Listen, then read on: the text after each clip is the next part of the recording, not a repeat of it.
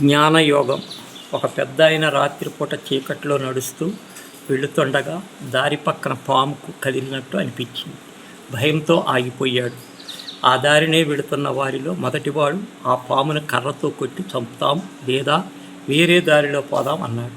రెండో పాము నాగదేవత ప్రతిరూపంలో నమస్కరిస్తే అదే పోతుంది అని చెప్పాడు. మూడోవాడు ప్రాణాపాయ ధ్యానం చేద్దాం, మనసులోని అలజడి తగ్గి ప్రశాంతంగా ఉంటుంది అని చెప్పాడు.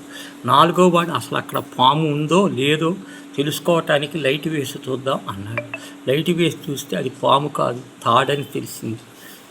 ఇందులో మొదటివాడు కర్మ మార్గాన్ని, రెండోవాడు భక్తి మార్గాన్ని, మూడోవాడు ధ్యాన మార్గాన్ని, నాలుగోవాడు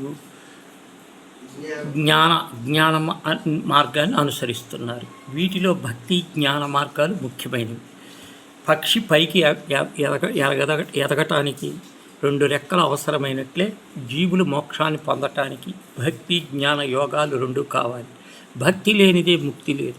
భక్తి అనే పుష్పం వికసించినప్పుడు మాత్రమే జ్ఞానమని ఫలం ఆవిష్కరిస్తుంది. జ్ఞానం వల్లనే మోక్షం లభిస్తుంది. శత్రువులు చెబుతున్నారు, జీవునికి తల్లి గర్భంలో ఉన్నప్పుడు క్షణకాలము దివ్య దృష్టి కలిగి పూర్వజన్మలను చూసి భయపడుతుంది. భగవంతుని శరణ జోరి జన్మరహితానికి సర్వ ప్రయత్నాలు చేస్తానని వాగ్దానం చేస్తాడట. కానీ గర్భం నుంచి బయట పడగానే ప్రపంచం మాయ కమ్మేయటం వల్ల అంతా మర్చిపోతాడు. అయాచితముగా లభించిన మానవ జన్మను మోక్ష సాధనకు సోపానముగా మలుచుకోవాలి. మోక్షం అనేది దేహాన్ని విడిచిన తర్వాత మాత్రమే లభించేది కాదు. జీవుడు భగవతత్వాన్ని క్షుణ్ణముగా తెలుసుకున్న జ్ఞానాన్ని మోక్షాన్ని పొందుతాడు. అంటే ఇది జీవించి ఉండగానే అనుభవించాల్సిన నిరంతర మహానంద స్థితి. పరమాత్మ కోసం, పరరహితం కోసం కర్మను చేయటం వల్ల కర్మరాహిత్యాన్ని పొందవచ్చు. కర్మరాహిత్యం అంటే ఏ పని చేయకుండా ఊరికే కూర్చోవటం కానీ కాదు. కర్మ ఎంత చేసినా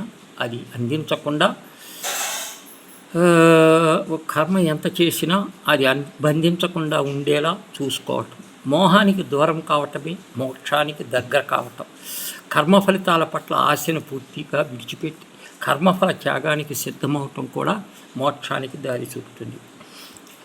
మనిషి మనసున బానిస, మనసు మాయకు బానిస, మాయ పరమాత్మకు బానిస. అందుకే పరమాత్మను ఆశ్రయిస్తే మాయ తొలగి మనస్సును నిర్మలమవుతుంది. చింత బంధనాలు నది అయితే దైవచింతన మోక్షానికి పునాది.